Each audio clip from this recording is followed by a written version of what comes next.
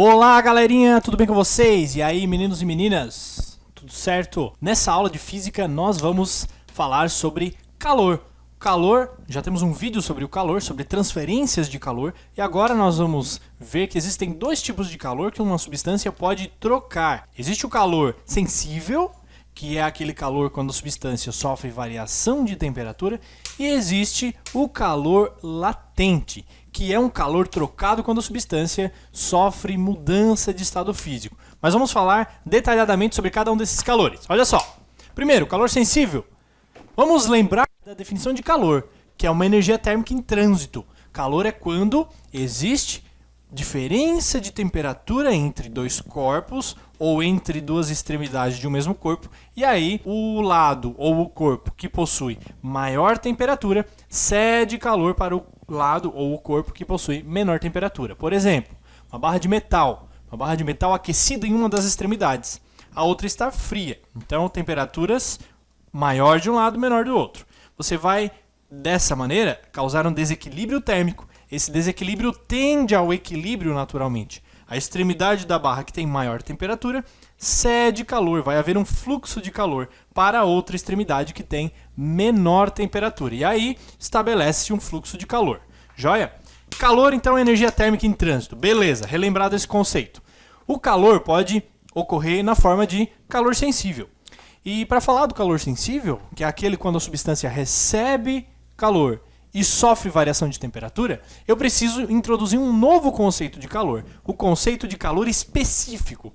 E aí nós vamos usar duas substâncias para exemplos. Vamos usar o cobre e a água, tá? Cobre e água. Então eu vou colocar aqui um cubinho de cobre de 1 grama e uma gotinha de água, uma quantidade de água também de 1 grama. O que nós vamos fazer com essas amostras é inserir uma quantidade de calor. Lembrando que calor é energia. Eu posso medir esse calor em calorias. Então eu vou colocar neste cubinho uma energia, ou seja, calor. Pode ser colocando fogo nele, uma chama de vela, por exemplo. Você já transfere calor. Pode ser martelando ele, você transfere energia, né? Bate nele, ele aquece também, há uma transferência de energia. Você coloca energia nele. E aí, este carinha aqui vai sofrer uma variação de temperatura. Afinal, você está aquecendo ele, você colocou energia nele. Ele sofre uma variação de temperatura. Se você usar um material como, por exemplo, o cobre. Cobre é um metal.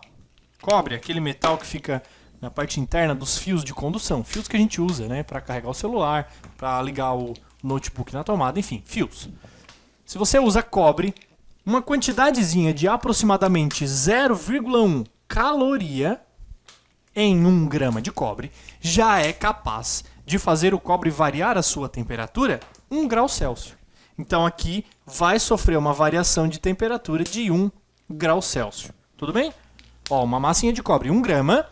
Você coloca 0,1 caloria de energia nele e ele sofre a variação de temperatura de 1 grau Celsius. Agora, a água, você vai colocar uma quantidade de energia na água para fazer a mesma variação de temperatura de 1 grau Celsius, eu vou colocar 1 caloria, 10 vezes mais.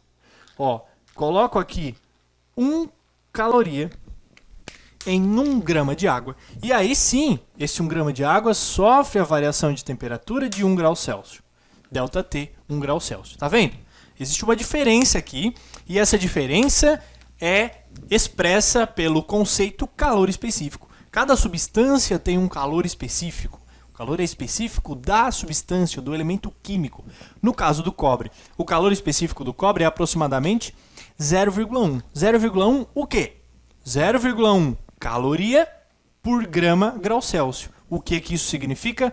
Eu coloco 0,1 caloria de energia em 1 grama de matéria de cobre e ele vai sofrer a variação de temperatura de 1 grau Celsius.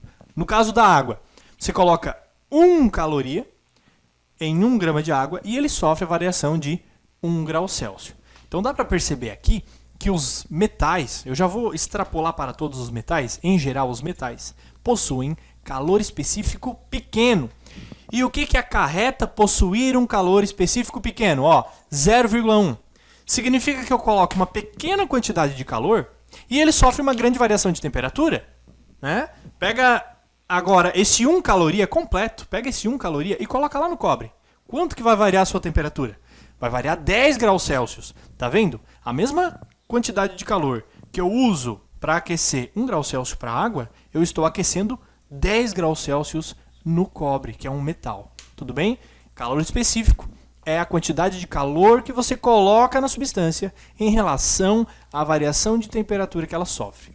É uma espécie de inércia térmica. Lembra do conceito de inércia da primeira lei de Newton? Que é aquela propriedade que faz com que os corpos que possuem massa permaneçam no estado de equilíbrio. Se ele está em repouso, ele quer ficar em repouso. Se ele está em movimento uniforme, ele quer continuar em movimento uniforme. Quanto maior a massa do corpo, maior o seu estado de inércia, ou seja, mais difícil fazer ele entrar em movimento acelerado. Aqui nós vamos pensar no calor específico como sendo uma inércia térmica. A água é um dos elementos que tem o maior calor específico. Existem outros maiores, mas a água é um dos grandes. Então a água possui uma espécie de inércia térmica. Você coloca bastante calor na água e ela sofre pequenas variações de temperatura. E com isso aparecem várias questões. Por exemplo, você vai à praia. Você vai à praia e lá na praia tem a água do mar, tem a areia. A areia tem uma porção de areia que é molhada com a água do mar e tem uma porção de areia que é um pouco mais seca, mais acima. Se o dia é ensolarado, um dia de verão ensolarado, você está caminhando descalço. Qual das duas superfícies te causa maior desconforto? Você pisar na areia molhada ou na areia seca?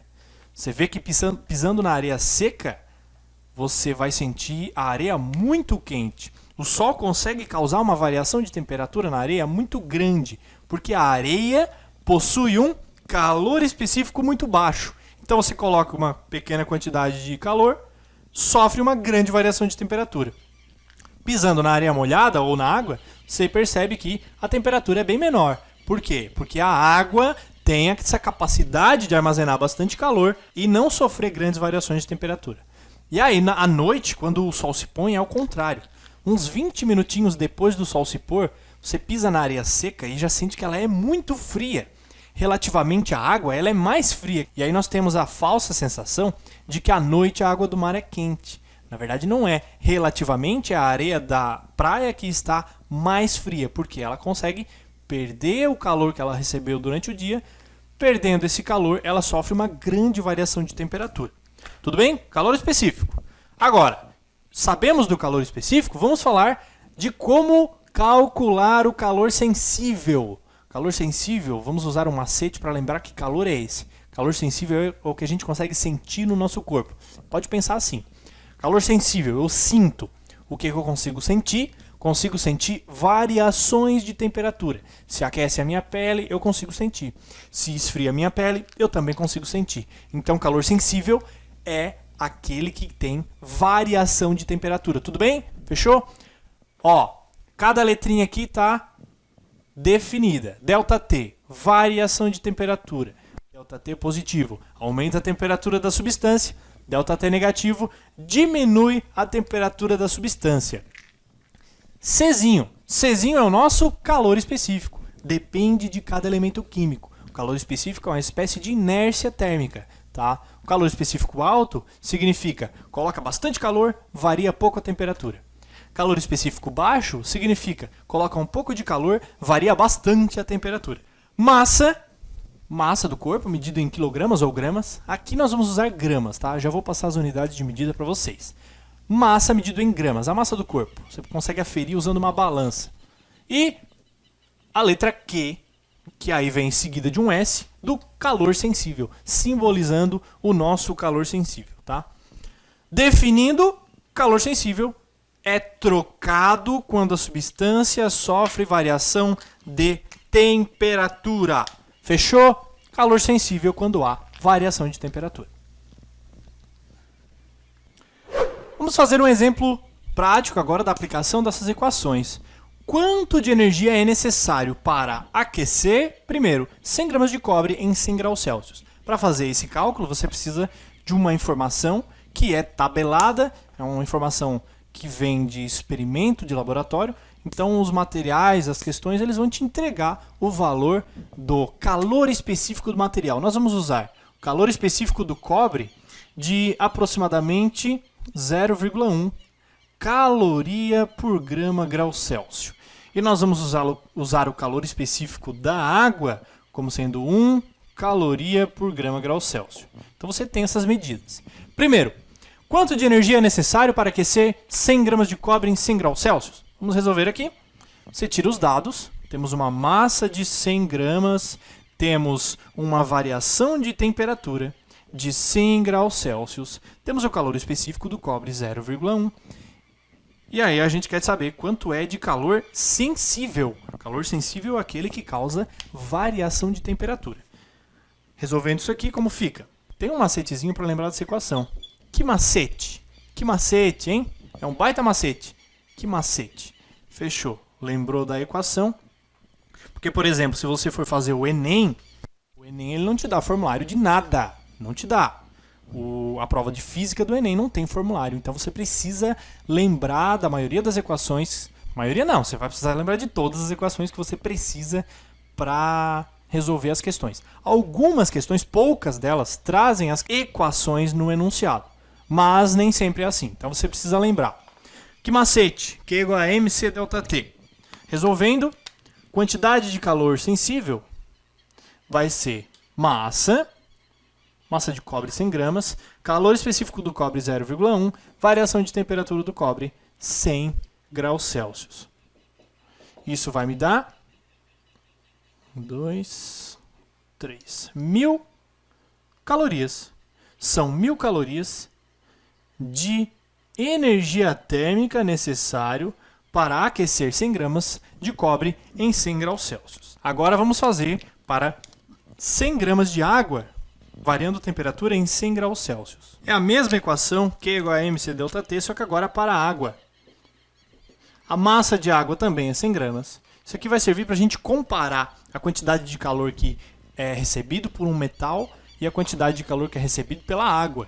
E ver essas quantidades que são realmente bem diferentes. O calor específico da água é 1, variação de temperatura da água, 100. Quanto de calor eu preciso colocar na água para causar essa variação? 100 vezes 100, 10.000. Você sabe como faz aqui? Qual é o macetezinho para multiplicação desses números grandes? Você olha só para os números da frente, multiplica todos eles. Coloca todos os zeros. Adiciona todos os zeros atrás. Aqui, como eu tenho 4 zeros, eu coloquei 4 zeros. 1 vezes 1 vezes 1, 1. Fechou. São 10.000 calorias. Então, ó, para o cobre, 100 gramas de cobre aquecer em 100 graus Celsius, eu uso 1.000 calorias. 100 gramas de água em 100 graus Celsius, eu uso 10.000 calorias. Fica na relação, né? Como o calor específico da água ele é 10 vezes maior que o do cobre, eu preciso de 10 vezes mais energia para causar a mesma variação de temperatura na mesma quantidade de massa. Beleza? Vamos para o próximo calor agora? Vamos falar do calor latente. Beleza, próximo tipo de calor é o calor latente. Esse tipo de calor é aquele trocado quando o objeto, quando o corpo, está sofrendo uma transformação, uma mudança de estado físico. E é bom lembrar das mudanças de estado físico para poder calcular o calor latente. Olha só, vamos pensar em um bloco de gelo, gotinhas de água e vapor de água. Vamos pensar na água como substância, é mais comum, do cotidiano.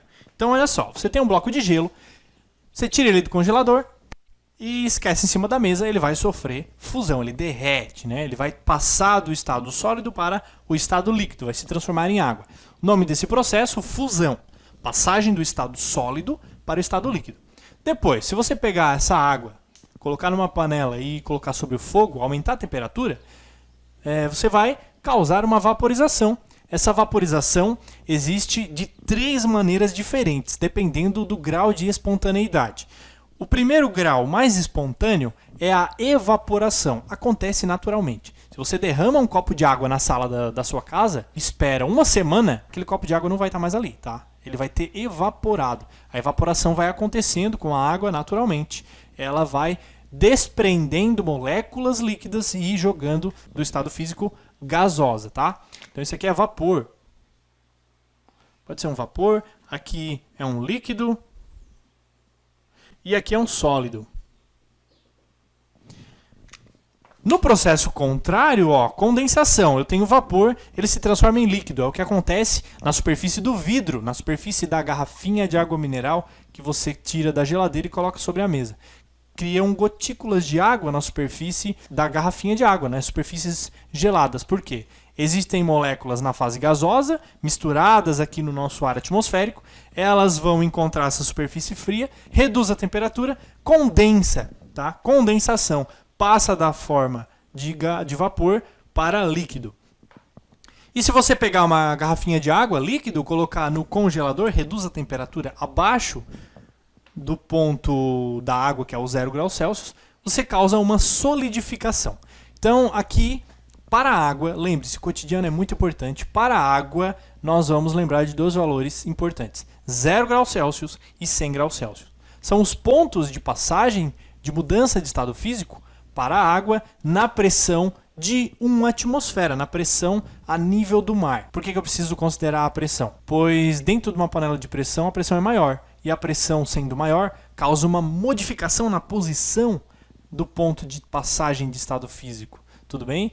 Então, se eu quero considerar situações normais, eu vou considerar a pressão de uma atmosfera. Pressão a nível do mar. Pronto? Relembrados aqui as principais mudanças de estado físico, seus nomes.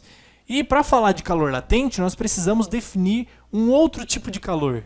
O calor de latência. Vamos chamar de latência. Primeiro vamos falar da latência de fusão.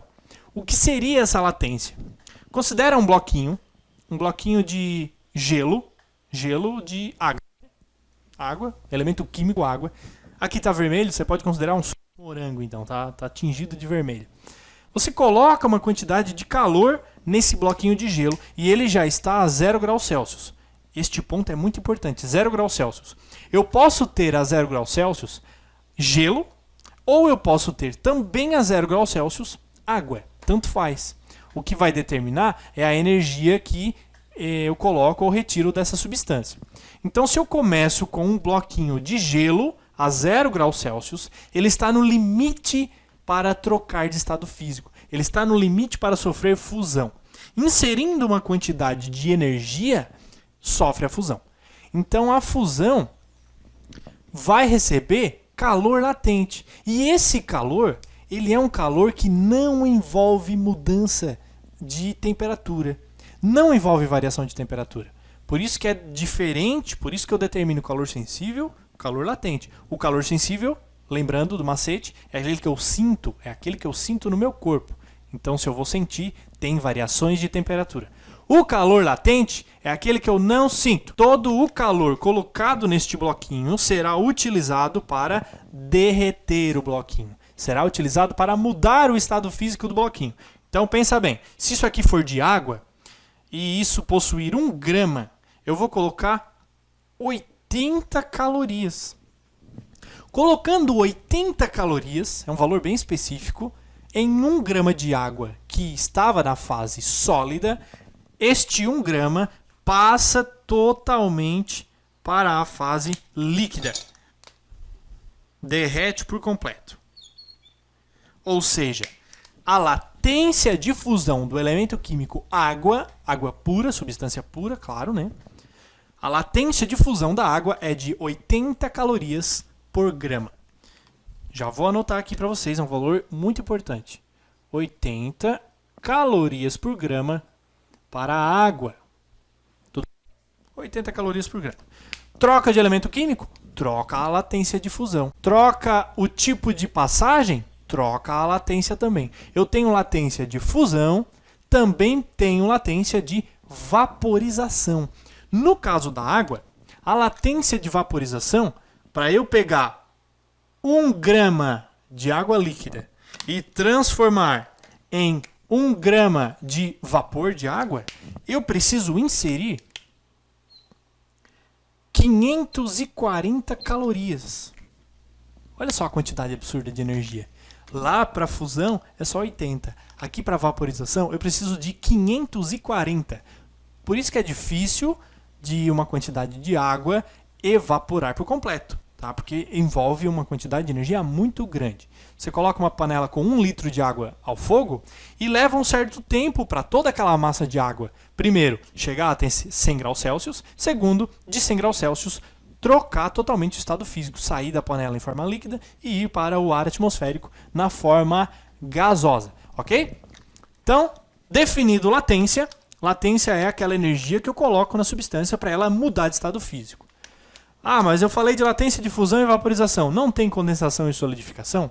É exatamente a mesma, o processo reverso usa a mesma quantidade de energia. Se eu estou colocando 80 calorias para fundir 1 grama de gelo, eu também vou precisar retirar 80 calorias para solidificar 1 grama de gelo. Tá entendendo? Mesma quantidade de energia nos processos acima e nos processos abaixo. Tanto indo para o vapor, quanto voltando para o sólido. Agora, matematicamente, a gente pode calcular o valor do calor latente para uma substância através de 2 medidas. Da massa da substância e da latência de passagem de estado físico, que vai ser uma latência de fusão ou vaporização. Tanto faz. Depende de qual é a passagem que você está calculando. Então aqui, L de latência é um valor tabelado, cada elemento químico tem seu valor, cada passagem tem seu valor. Massa é a quantidade da amostra que você tem, da substância que você está trabalhando. E QL será o nosso calor latente, beleza? Um exemplo aqui, para a gente ver como que aplica. Um bloco de gelo de 20 gramas na temperatura de 0 graus Celsius deve fundir completamente. Eu quero 20 gramas de gelo transformado em água. Qual a quantidade de calor necessária? Qual a quantidade de calor necessária? Vamos tirar os dados. Primeiro temos a massa, 20 gramas. O que mais? Temos a temperatura. Nesse caso, o exercício pode te dar várias temperaturas, tá? E você vai considerar o seguinte: mudança de estado físico acontece numa temperatura fixa. Então eu não vou usar a temperatura na conta. Tá vendo temperatura aqui? Não, não tem. Só tem temperatura no calor sensível.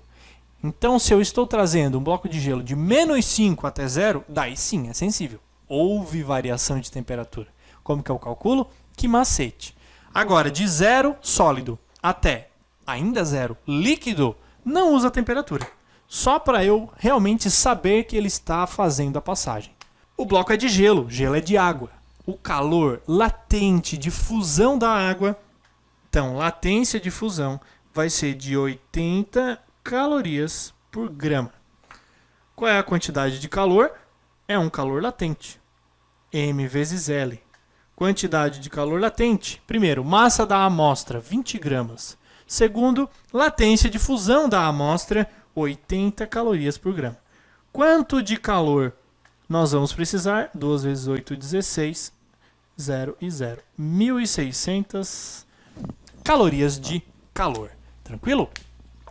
A própria definição de caloria vem do calor sensível. Olha só, qual é a definição de 1 caloria? 1 caloria é a quantidade de energia necessária para causar a variação de 1 grau Celsius a 1 grama de água. Nessa aula nós vimos o que é calor, relembramos o que é calor, porque já temos um vídeo sobre transferências de calor. E a transferência de calor vai acontecer de 3 maneiras, e essas 3 maneiras vão ocasionar 2 tipos diferentes de calor. Um calor sensível, um calor que necessita de variação de temperatura, um calor que causa variação de temperatura, e o calor latente, que é aquele calor para mudança de fase, mudança de estado físico. Essa foi a aula de calor, nos vemos na próxima aula. Até mais, valeu!